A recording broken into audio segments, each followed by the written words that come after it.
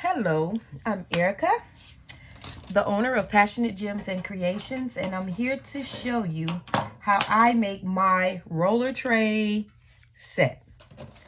Here's the sticker paper that I'm using from Walmart to make my image. I decided to make a Kobe tray. I'm gonna slide that over. So, let me backtrack. So the first thing I did here was I spray painted my tray. If I was going to use permanent vinyl, 651 Oracle, I would have very lightly put epoxy on this tray. But since I'm not using any type of vinyl, I'm just using plain out Walmart printer sticker paper. Oh yeah, I forgot to tell y'all, this is my first video. So this is what I do. Here's my image, which I printed a 5.9 by 9.2 image. So the first thing I do is I cut out my image real close to the line because I need to see if it's gonna, make sure it's gonna fit the tray the way that I want it to fit the tray. I cut it out, or you can let your Cricut, I'm sorry, I always call it the circuit. You can allow your Cricut to cut it out for you. I don't, I just cut it out. That's that print and cut feature on your Cricut. So there's my image. I'm just making this for this video. So here's my easy liner, which is clear transfer liner. I use it as a sealer for my image. So I had already pre-cut it out. I cut it out a lot. I probably do this a little different than everybody else, but I don't really care about the access right now because I'm new to this still, but I feel like I'm confident enough to make a tray to show it to you guys how I make my roller trays. I saw this on a YouTube when I first started. I can't remember her name, but I think it's her real name is Josephine, but I can't remember what her YouTube channel is. So I peel this off.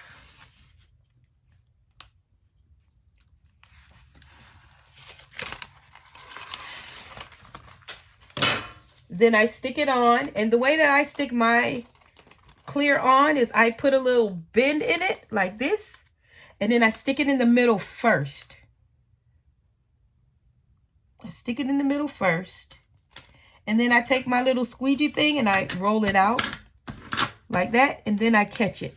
Bam, just like that. You see that? We don't care about it not sticking around the edges. What we care about is it sticking on the image itself. So it looks like this. They're using laminate sheets now. I don't know anything about that. So then I cut it out to fit. To fit my image. Yeah.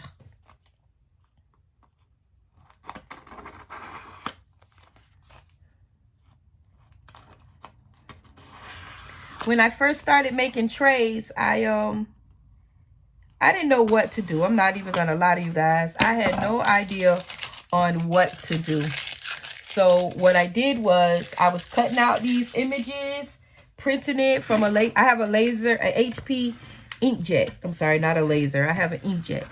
So I just give it another twist, and you know, to make sure that the image is shiny. See, it looked like it was done on printer paper, on a photo paper. See, it's all shiny. This is going to seal and make sure that the epoxy does not get inside of the image. And here's our tray. So what we're going to do now, this is the way that I do it. Again, I'm going to flip this over. I'm going to pick it, take the back off of this printer paper. Hold on a minute. Some kind of way it's going to come off eventually. There it is. So once you peel this off, it's like one big giant sticker. One big sticker. See, it's sticky. So what you do is you're going to fold it in half again, and you're going to, let me backtrack. I cut my corners. I cut a little bit of my corners because I don't be wanting it to look all full, and I don't want to have to add no more epoxy than what I need. So then now I line it up. The way that I line it up on my tray is I start at the bottom. I start at the bottom. I line it up with that little bottom line, and I push all the corners in. Then I take my squeegee or my straightener or whatever you call it, and I go a little bit at a time. Go up, go up, go up, go up, go up, go up. I do it this way. And then I hit the creases. I hit each corner, and I hit each corner. Now, see this little bit right here? Just because I didn't cut it. You can use your X-Acto knife. I don't really know how to say it. That little knife, and you can cut that off if you like, but I'm not. I'm going to leave it. I'm not sure if I pronounced that right.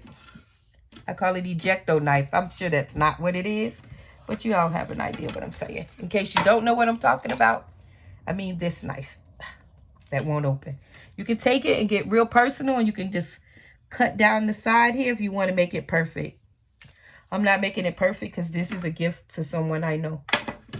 All right, now that we've done that, now it's time for us to do our epoxy. So you put all your tools away because you no longer need anything else. So, here's my glove number 1, and here's my glove number 2. Here's my popsicle stick.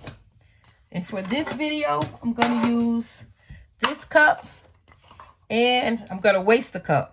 This cup, just to show you what I do.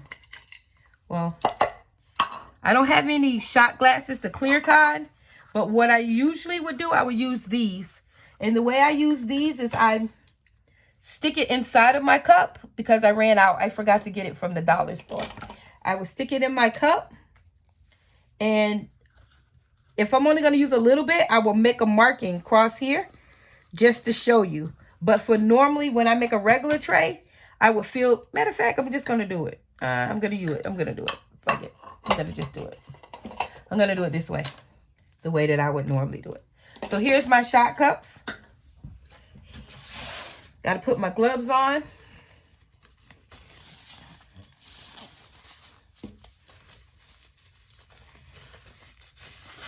And considering it's cold, you might want to invest in a heat gun because this is going to help you along the way.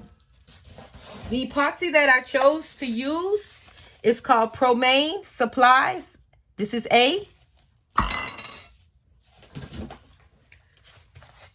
Promaine Pro Marina.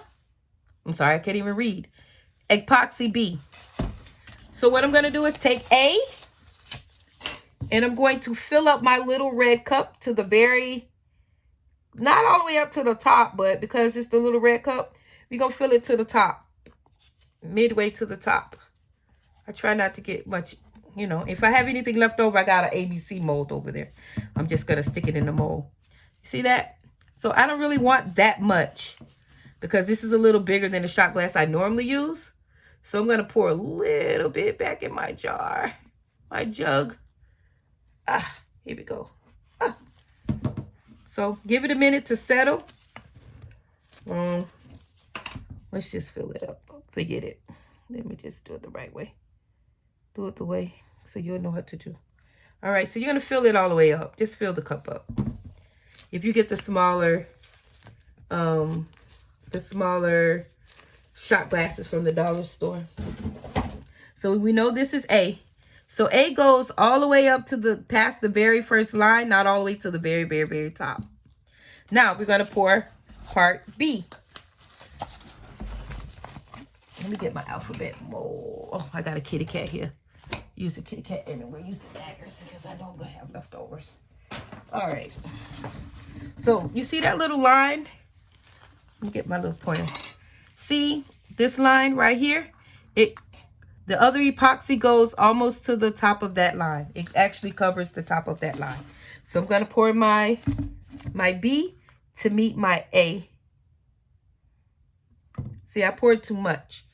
One is a little more thicker than the other, but you got to make sure you get the exact same consistency. They got to be the exact same amount. Can't be a little more. It can't be a little less, or your shit would never dry. So now I'm going to eyeball it to make sure. See, I still got a little more room. It's only just a little bit to the top. So I need to add a little bit more in my B cup. This probably isn't the best video, but this is how I do mine. I just keep doing it till I get it right, you know? Till I get the exact same. All right. So now it looks about the same. I'm going to show it to you guys. Hold on a second. So I close it up. I sit it to the side. Sometimes I put paper at the bottom of this. But for this, I'm not going to do that because my time is limited. So see? They're about the same. When you sit them down, I sit them down like this. And I sit back and I look at it and make sure they're the same. Which I know they are. Now, here's my cup. You're going to pour part A or B. It doesn't matter, whichever one you choose to pour in first. You're going to pour it in with your little popsicle stick and try to get every drop of this epoxy out of this cup. Make this cup as naked as you can. Get every drop out. Every drop. Let's see. So I just learned the other day that there's some kind of way you heat the epoxy. You put it in some warm water. I really don't know why they do that. And I haven't experienced any bad epoxy. I guess that's to heat it up a little bit or make your dry time faster. I'm really not sure. Okay, so here. I cleaned this cup all the way out. I can't get it anymore. It's like scraping peanut butter out the bottom of the jar because you know you want to have a good peanut butter and jelly sandwich, you know? All right, so here's part A. You're going to just pour it in.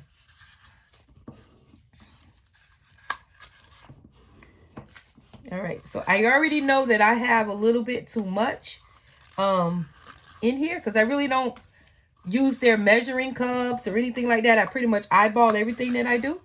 So, because that's how I learned the first go round. So I stick that cup in that cup because I'm done. And I don't save these cups. I just throw them in the garbage. So this is how I mix my stuff. I take everything from the side because remember when we poured it, nothing really went down. So now that you did that, this is what it looks like. You got a half a cup of stuff. You're not going to use all of this. So I'm going to make some daggers with my mold that I didn't clean out. It's all right. I'm going to make some daggers with the leftover. And I'm also going to make the kitty cat with the leftover. So this is like a 2-in-1 tutorial. So now you're going to mix. You're going to mix. You're going to mix. And this is what I do. I mix. I count to 10. I stop. My gloves always seem to slide off. I count, do another 10.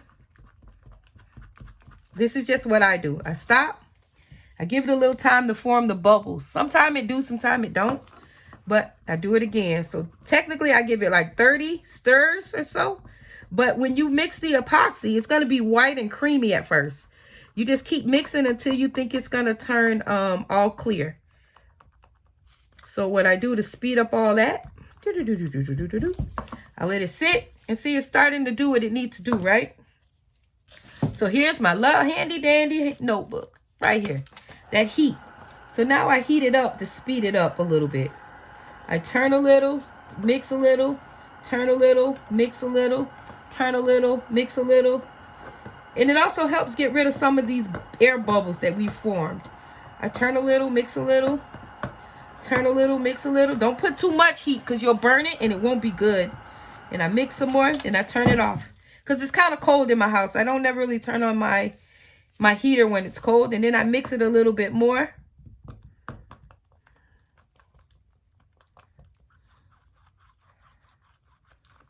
And my routine, this is just what I do, you know. Everybody might do something different. I give it a couple minutes. I let it sit for a little bit so the heat can do whatever it needs to do. And then as the bubbles start popping, if you can't see it, bubbles start popping itself, I give it a little bit more heat, just a little bit. I mix it a little bit more. Not too much because remember, the heat gun is going to help you speed up your curing time, you know. So I stir it a little bit more and here comes the pouring. So this is how I do my tray. I mix it a little. I pour a little. I just go ahead and pour what I think is good. I make a perfect little circle here. I don't know if you guys can see this. Let me see. So here's my little circle. You see it? And then I lean it this way. I tilt it. When it covered that first triangle, the first corner, I tilt it. When it covered the second triangle, when it all comes down, see how it come together like a picture? Then I lean it down to come to the bottom. I still tilt it around the edges, and then I'm going to show you guys how I do the outskirts. I take it around to the end, and then I turn it. You see all those bubbles? We ain't going to worry about that. You know why? Because this heat gun going to make them go to sleep in a minute. And see, I know I could have added a little bit more because all of it would have came together. But it's all right. We ain't going to worry about it. We're going to add more, but just not at this point. See how it took over the bottom part down here? It's just like putting a puzzle together a little bit. So now that I know that I needed a little more, I'm just going to add a little bit more. Just going to pour a little bit more on my tray. If you put too much on it, it ain't going to hurt nothing. You just got to make sure that it's all balanced out, you know? And I just keep rolling it around until it covers. Okay, so now that it has covered my entire tray, you see all that extra stuff I have? Now I'm going to take my finger. Hold on a minute. Pull my glove kind of tight. I'm going to take my finger and I'm going to roll it up to the top rim. Roll it. Just wipe it on. You see, it's getting shiny. It was dull before. Then I'm going to pour it. And you see all that extra? You just let it run. And as it run down, you're just going to wipe it. This is how I do my tray. I don't want my corners, my top to have more than my bottom, you know? I want it all to just blend really well. So then now it's coming down to the bottom. You see all that extra? You're going to do the same thing over here. Now, the way that I hold my tray, I always hold it at the bottom so that I try not to get any of it on the bottom. But if you do get some epoxy on the bottom, the best thing you can really do, you either can spray paint the bottom, you can put some felt at the bottom. For me, I just don't worry about the bottom because they ain't trying to roll nothing on top of the bottom. If it get on the bottom, it get on the bottom. And then you just hit it. You just hit all corners. So right now, it's all ready. It's all shiny. It looks all even. We don't worry about nothing different. You just make sure that you get your outskirts really well, your corners really good. Just like that. So now, the next step that I do is I'm going to take my heat gun and I'm going to pop all them damn bubbles. Pop, pop, pop, pop, pop, pop. Just going to hit it up a little bit. Hit it some more. And you're going to see these bubbles disappear. You don't want to put your heat gun too close to it. But for what I do, because I want it to dry, I want it to cure. I keep saying dry. It's not a drying process. It's a curing process. And the hotter your house is, or my thoughts, the hotter the house is or the hotter it is, the better it'll be to pop some bubbles, you know? You don't want any air bubbles on your tray because it really looks tacky. I had to learn that shit the hard way, you know? So what I do is I make sure. You know how you add sugar to cold Kool-Aid and it really all, when you drink the Kool-Aid, it's all sugar at the bottom? Think of it that way. The hotter it is, the more it'll melt this curing. So now that I'm done, this is what my tray looks like. So what I do is I sit it over to the side. I have a drying rack over here, but I'm just going to slide it over to the side and I'm going to just let it cure for a couple of days. So now here's plan B. Here's another option. Now remember I made too much epoxy. So here's the rest of the epoxy. I have a mold here. It's a silicone mold. It's going to make 1, 2, 3, 4, 5, 6, 7 daggers. 8 daggers, I'm sorry. But you can put some dry flowers at the bottom, some glitter at the bottom, or you can mix a little bit of eyeshadow like I did over here. I just scraped a little blue eyeshadow here, and I'm going to mix some epoxy in it if you want to change up some colors. So I'm going to pour this in here, just a little bit, because I think I want some blue daggers. You just pour a little bit, enough to get you where you're going, you know? And now you're going to mix it up. You're going to do the exact same thing we did before. If you want it blue, oh, where's that blue? It's not mixing. There it is. And you just mix it up. You just mix it up till it turns blue, you see?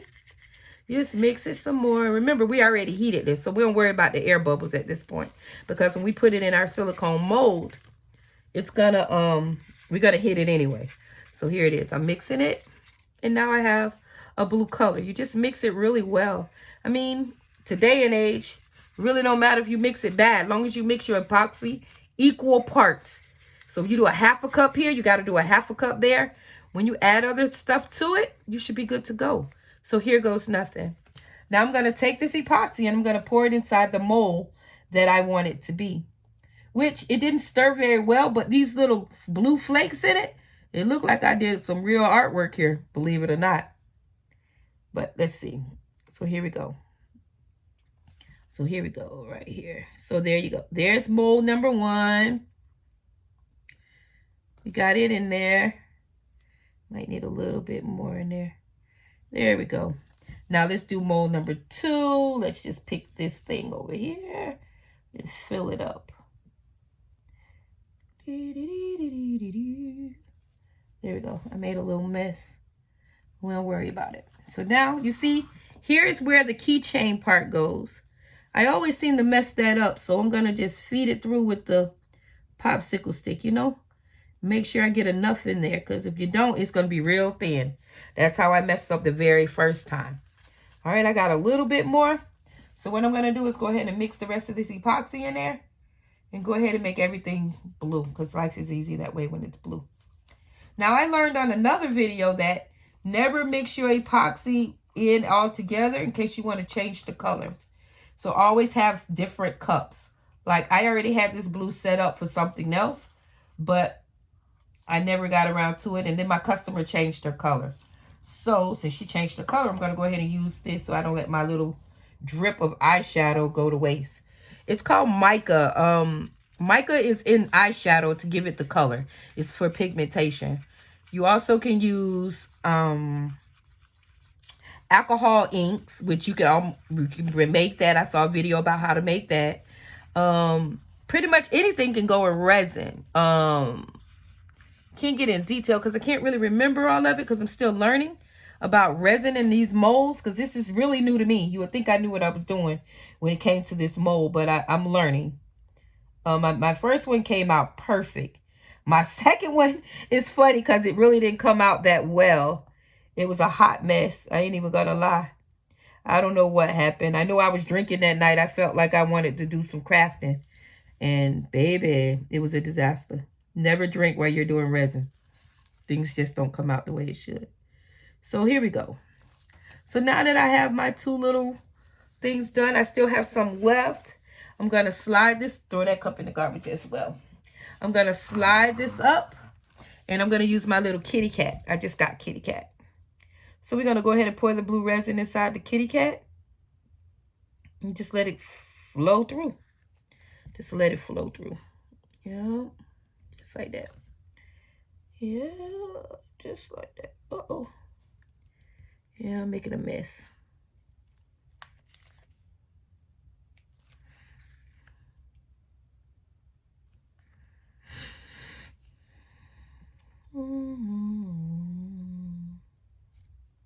Oh man, I made a big old mess. I saw that trick on a YouTube video too. You make a mess, she took the popsicle stick and she just scraped it across. And it seemed like it cleaned up her mess. It looked like it worked. First time making that big old mess like that. For me. Alright, and now I still got resin left over. It ain't a lot. It ain't enough to put in this mold here. And it ain't enough for this kitty cat that need to cure overnight. So I'm going to pick this up and move it on out of the way. I'm going to just sit this to the side over here for a little bit. I'm going to pour it in an alphabet. I just got to get it. So my next step, what I would do is get my handy dandy heat gun. Bring your silicone molds back because you want to pop all the bubbles. You don't want air bubbles inside of any craft that you're making, because it look a little tacky. So I use my handy dandy heat gun here. Pop all my bubbles.